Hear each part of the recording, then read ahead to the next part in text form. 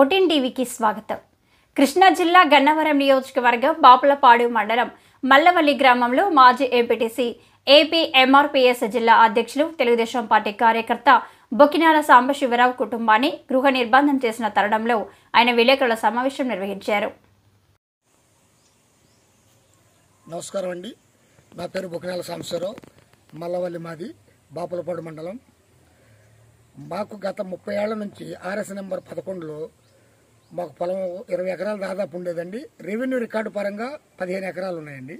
నేను 95-2000 వరకు ఎంపీటీసీగా పనిచేశానండి. అప్పుడులోనే శ్రీలత ఆర్డీఓ గారికి తెలుసు. ఆర్డీఓ గారు నూజివీడు చేసేవారు. వెంకటరావు గారు, తర్వాత పి సుబ్బారావు గారు, బి సుబ్బారావు గారు, కాసిం గారు ఆర్డీఓలుగా చేసినప్పుడు కూడా నాకు ల్యాండ్ ఉన్న విషయం తెలుసండి. 98 ప్రకాష్ కుమార్ గారు కానీ, 2001లో ఏడుకొండల గారు కానీ, తర్వాత కోటేశ్వర గారు కానీ, ఎమానుయల్ గారు కానీ, బొన్నాడు ఆంజనేయులు గారు కానీ, ప్రసన్నలక్ష్మి గారు కానీ, మాధురి గారు కానీ, అట్లాగే భరతరెడ్డి గారు కానీ, గంగరాజు గారు కానీ, ఇట్లాంటి ఎంఆర్ఓలు ఆల్రెడీ అందరికీ కూడా నా భూముల సంగతి విషయం తెలుసండి. నాకు భూముల రికార్డు ఉంది. 2010లో రాజకీయ పరంగా నన్ను డిస్టర్బ్ చేయాలని చూస్తే నేను నూజివీడు కోర్టులో వేసి పర్మనెంట్ ఇంజక్షన్ ఆర్డర్తో కూడుకున్న జడ్జిమెంట్ ఇచ్చారండి నాకు. ఆ జడ్జిమెంట్ ఉన్నప్పుడు కూడా మేము 4 అన్నదమ్ములు, ఒక అక్క, ఒక మదర్ అండి. 6 పైన 6 ఎకరాలు 15 ఎకరాలు సబ్ డివిజన్ జరిగింది. తర్వాత నేను పాస్బుక్ ఇవ్వమని హైదరాబాద్ కమిషన్ పెడితే ఆర్డీఓకి ఫారెస్ట్ సుబ్బారావు గారికి ఆర్డీఓ గారికి లెటర్ వస్తే ఆయన లక్ష్మజీ గారు ఎంఆర్ఓ గారికి కూడా మెమో ఇచ్చారండి 2013లో. ఆయన కూడా ఆల్రెడీ పాస్బుక్లకి ఎండార్స్లు ఇచ్చారు. మాకేంటంటే ఎవరెవరి పేరున ఎంత ఉంది, ఏ సర్వే నెంబర్ ఉందని. మాకు 2001లోనే రకరకాల సర్టిఫికేట్లు రెవెన్యూ వారు ఇష్యూ చేశారండి. అట్లాగే అడంగల్స్, సర్వే రిపోర్ట్లు, మాకు శిస్తు రసీదులు, ఇట్లాంటివన్నీ కూడా నాకు బోర్డులు ఉన్నాయండి. అందువల్లనే కోర్టు నాకు పర్మనెంట్ ఇంజక్షన్ ఆర్డర్తో జడ్జిమెంట్ ఇచ్చింది. 2016లో 2009లో కూడా పార్థసారథి గారు మంత్రినప్పుడు ల్యాండ్ ఎక్విజిషన్ చేసే సందర్భంలో కూడా మాకు భూములు ఉన్న సంగతి గుర్తించారండి. అట్లాగే 2008 ఉమారాణి గారు ఎంఆర్ఓగా ఉండగా మా భూములు ఉన్నది కూడా పేపర్ స్టేట్మెంట్ వచ్చింది. 2007లో ప్రసన్నలక్ష్మి గారు ఉండగా కూడా పేపర్ స్టేట్మెంట్లు ఉన్నాయి. మా భూములు ఉన్నట్టుగా మా భూములు ఎన్ని ఎకరాలు ఉందనేది కూడా. అట్లాగే 2010లో మాధురి గారు కూడా నోటీసులు ఇచ్చారు.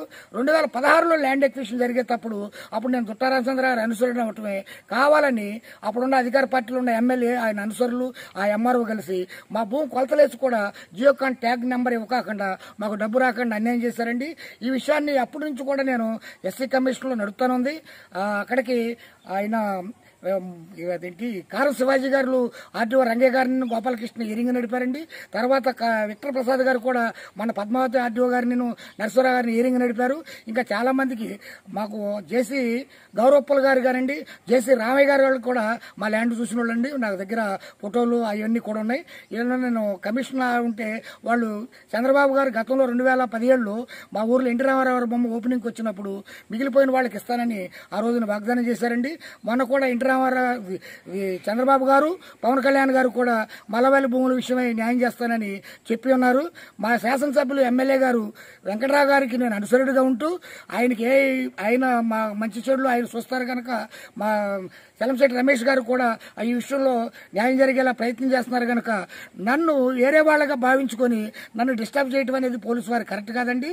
నా భూముల్ని నన్ను హౌస్ నిర్బంధం చేసి నా భూములన్నీ రోడ్లు కంపలు గట్లు వేస్తున్నారు. నాకు పార్టీకి కానీ, మా శాసనసభ్యులకు కానీ, మా రమేష్ గారికి కానీ ఇట్లాంటి వారికి ఇబ్బంది కలిగే నేను హిందూ పరిస్థితుల్లో జిల్లా వైస్ ప్రెసిడెంట్ని. ఈ రోజు నేను ఆల్రెడీ కేసరపల్లి మీటింగ్లో ఉండాల్సి వచ్చి నేను నిన్న పోలీసు వారికి కూడా చెప్పానండి.